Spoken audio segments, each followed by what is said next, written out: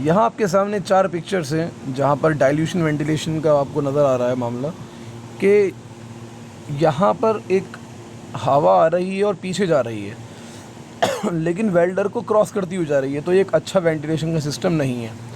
Second में आप देख सकते हैं कि हवा पीछे से आ रही है और साइड में एग्जॉस्ट फैन लगा हुआ है, तो यहाँ पर भी जो हवा है वो वेल्डर से होती हुई गुजर रही है। तो पुअर से तो बेहतर है, इसलिए इसको फेयर कहा गया, लेकिन इससे भी अच्छा काम हो सकता है।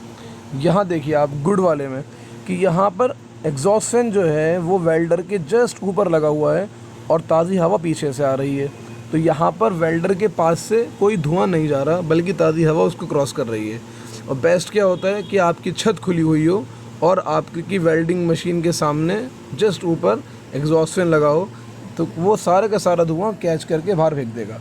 वेंटिलेशन की कोई प्रॉब्लम यहाँ पर नहीं होगी।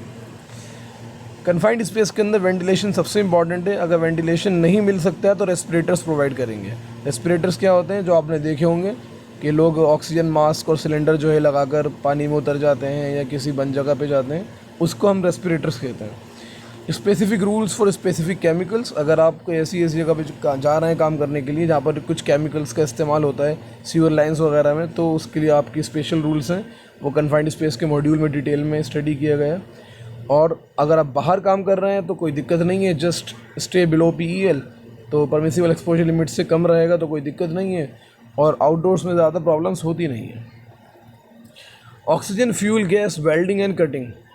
अब आप आते हैं कि ऑक्सीजन फ्यूल गैस, और फ्यूल गैस हमने पढ़ा था एसिटाइलिन था, और ऑक्सीजन, इन दोनों की कॉम्बिनेशन से वेल्डिंग और कटिंग होती है। तो उसमें क्या क्या रिक्वायरमेंट्स हैं। पहला तो रिक्वायरमेंट ये है कि फ्यूल गैस और ऑक्सीजन एक दूसरे से मिले नहीं, कभी भी उन दोनों के सिलेंडर्स आपस में एक दूसरे से मिले नहीं, इस बात का ध्यान रखना बहुत ज़रूरी होता है।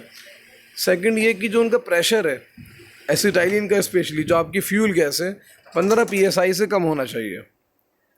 PSI एक यूनिट होती है जो आपको मीटर में नज़र आती है, तो 15 PSI से ज़्यादा उसका प्रेशर नहीं लगाना।